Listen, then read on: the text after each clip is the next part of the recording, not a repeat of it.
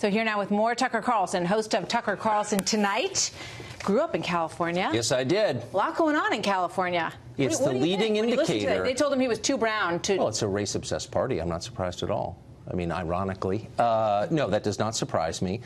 The whole bet with the Democratic Party in California is that changing demographics win it for them.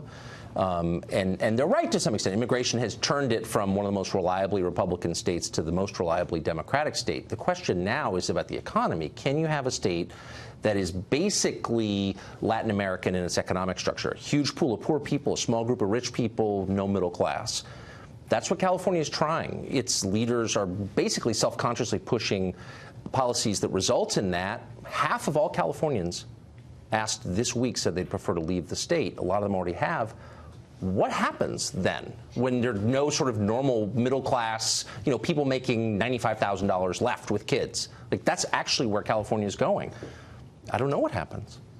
It's striking to me. Jerry Brown has been around as long as you and I can remember. He was the governor when I was a kid, and I'm almost 50. I pulled up a picture of him with Linda Ronstadt, because when I was little, I thought, wow, that Jerry Brown's a really cool guy. He goes out with Linda Ronstadt. And I thought, Tucker will appreciate this. Tucker will appreciate seeing Jerry Brown and Linda Ronstadt.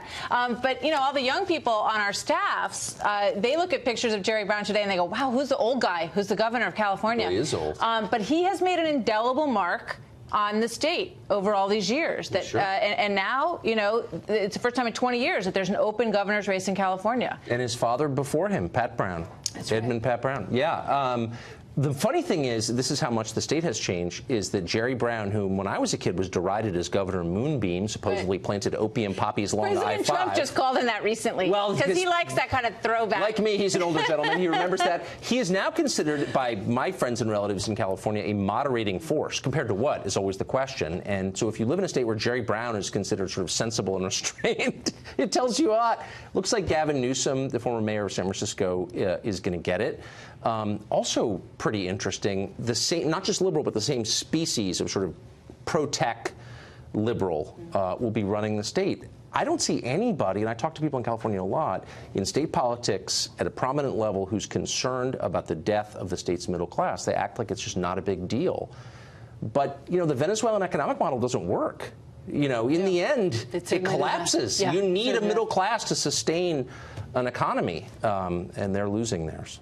A couple of things I want to ask you about. You're doing a series that I read about last night I thought was very interesting, that basically, sort of a diversity program in air traffic control in this country is potentially making us less safe every time we get on an airplane. It's terrifying. I'm interested in standards and their decline for a bunch of different reasons. Diversity is one of them, or the sort of ideology of diversity. But under the Obama administration, the FAA changed the standards for becoming an air traffic controller and instituted a screen, a biographical test that awarded points based on how little you knew. So, for example, if you were unemployed for the last 3 years, you got more points than if you had a job. If you knew nothing about science, you got more points than if you were a licensed pilot. This is, again, for an air traffic control job. This is They intentionally sought the least qualified. No, they didn't. Yes, they did.